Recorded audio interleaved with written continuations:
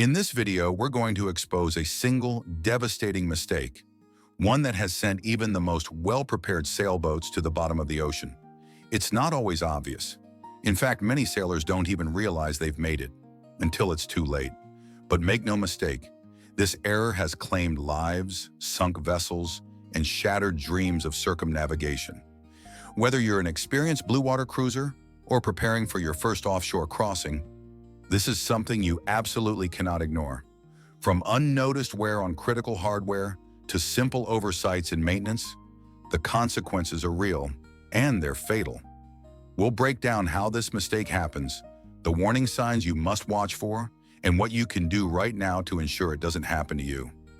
Real-life examples, expert insights, and actionable advice, it's all here. So before you cast off lines and chase the horizon, watch this. Because out there, in the vast blue, one mistake is all it takes. Grab your logbook, tighten your rigging, and stay with us. Because what you learn today could save your boat and your life. Under the scorching sun of Fort Lauderdale, Florida, on March 15, 2023, the sailboat Horizon Seeker swayed gently at the dock, its white fiberglass lines reflecting the promise of adventure. It was an Island Packet 420, a robust vessel built in 2005 to tackle the fiercest seas. On deck, John Harper, a 55-year-old captain with eyes etched by 2 decades of sailing, adjusted the lines. Beside him, Mary Ellison, 52, organized provisions with the precision of someone who understood the weight of every decision at sea. Tom Reynolds, 35, the novice of the crew, watched with a mix of excitement and nervousness. They were about to embark on a circumnavigation, a dream that would take them from the Atlantic to the Pacific, crossing continents and oceans. But a shadow loomed over the Horizon Seeker. The main sheet, the rope controlling the mainsail, was worn. John had inspected it, noticed the frayed fibers, but pressed by time and budget, decided it would hold for one more season. That mistake, small in the eyes of the dock, would become the thread that unraveled their fates. The Horizon Seeker was more than a boat. It was an extension of its crew's soul. At 44 feet long, its long keel sliced through waves with stability, designed for storms and long passages. The fiberglass hull, reinforced with 12,000 pounds of ballast, gave the sailboat the solidity of a fortress. Its rigging, in a cutter style, allowed precise sail adjustments, while the 75-horsepower Yanmar engine provided extra power when the wind failed. Tanks holding 160 gallons of diesel and 250 gallons of water ensured autonomy. But the crew knew the real challenge was managing every drop. For the journey, the Horizon Seeker had been transformed. A desalinator capable of producing fresh water from the sea hummed in the engine compartment, ensuring hydration on long crossings. Solar panels mounted at the stern captured the sun, while a wind generator spun on breezy nights, feeding a lithium battery bank. A hydrogenerator fixed to the stern converted the boat's motion into energy, a touch of ingenuity for self-sufficiency. The rigging had been reinforced, except for the main sheet, a cost-saving choice John would regret. A sturdy radar arch supported antennas and a dinghy, while a 33-kilogram Rockna anchor with 300 feet of chain promised security in tough anchorages. On deck, an emergency rudder, stowed in the lazarette, was the backup plan for the worst-case scenario. Safety equipment, a distress signaling EPIRB, a 4-person life raft, life jackets with lights, a VHF radio, and a satellite phone, completed the arsenal. The Horizon Seeker was a home, a refuge, but also a machine that demanded respect. John Harper was the heart of the Horizon Seeker. With 20 years at sea, he had sailed from Cape Horn to the Caribbean, facing storms and calms. A naval engineering graduate, he knew every bolt on the boat, every sound it made. His preparation included meteorology and first aid courses, but his confidence, forged by years of success, blinded him to the main sheet. "I've seen worse ropes last year's," he told himself, dismissing the risk.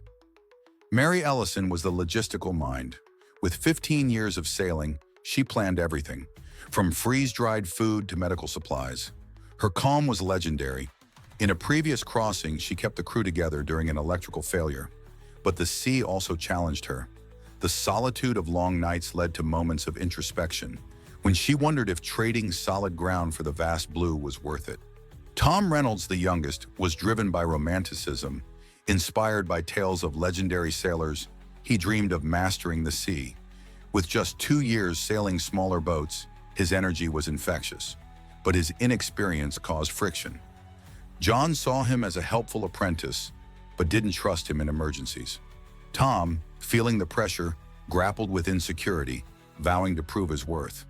The crew's preparation was intense but flawed. They stockpiled supplies for 6 months, tested systems, and charted routes. But the rush to depart, driven by personal and financial commitments, led to mistakes. The visibly worn mainsheet was kept. Tom, ASCO-trained in basic navigation, never practiced storm scenarios, and new systems like the desalinator weren't tested in real conditions. Small decisions, made in haste, sowed the seeds of tragedy. The circumnavigation began on March 20th, 2023, with the Horizon Seeker leaving Fort Lauderdale for the horizon. The first stop was Bermuda, 600 nautical miles away, crossing the Gulf Stream, whose unpredictable waves would test the boat.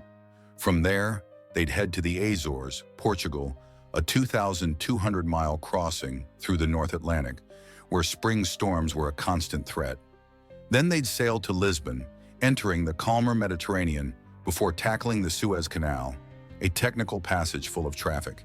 The Indian Ocean would lead them to Southeast Asia, challenging them with monsoons and strong currents. The Pacific, crossed via the Panama Canal, would be the final leg, before a triumphant return to Florida through the Caribbean. Each stage brought its dangers. In the Atlantic, cold fronts could turn a sunny day into a battle. In the Indian Ocean, monsoons demanded perfect timing. And in the Pacific, the vastness tested sanity.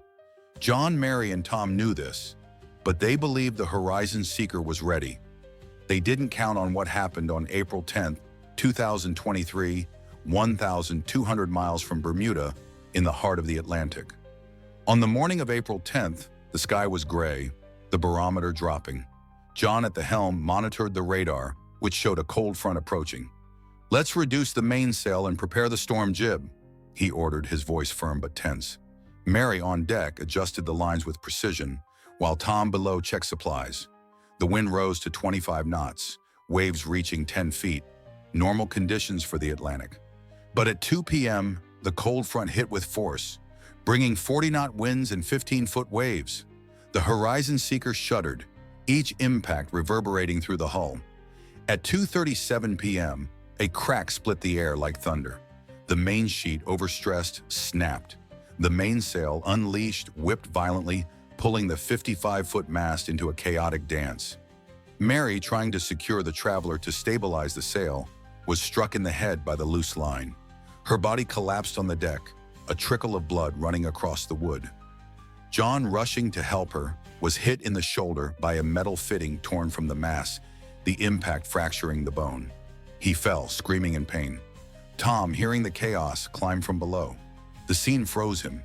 Mary unconscious, John injured, the mast swaying like a guillotine. The boat, out of control, was tossed by the waves. Tom tried to start the Yanmar engine, but the propeller, tangled in a stray line, wouldn't turn. John, his voice hoarse, shouted, "The EPIRB, Tom! Activate the EPIRB!" Tom ran to the panel, his trembling hands finding the device. At 2:50 p.m., the distress signal was sent, a silent cry to the heavens. With the Horizon Seeker adrift, Tom faced the impossible. He found the emergency rudder in the lazarette, but the waves and his inexperience made installation unfeasible. John, immobilized by pain, tried to guide him, but his words were broken by groans. Mary, still unconscious, bled on the deck. Tom, following John's shouted instructions, applied an improvised bandage, but the wound was too severe. The VHF radio was out of reach, and the satellite phone, soaked, wouldn't work. The EPIRB was their only hope. Hours dragged on. The wind howled, waves crashed over the deck, and the mast, held only by stays, threatened to collapse. Tom, holding Mary's hand, whispered, "Hold on, please." John, fighting pain, relived the moment he chose to keep the main sheet. "One mistake," he murmured, "just one mistake." The solitude of the sea, which had challenged them on long nights, was now a crushing weight. Tom, grappling with guilt over his inexperience, felt despair grow. At 10:15 p.m., a sound cut through the storm, the roar of a helicopter. The Coast Guard, guided by the EPIRB, found the Horizon Seeker. Under rain and winds, rescuers descended to the deck.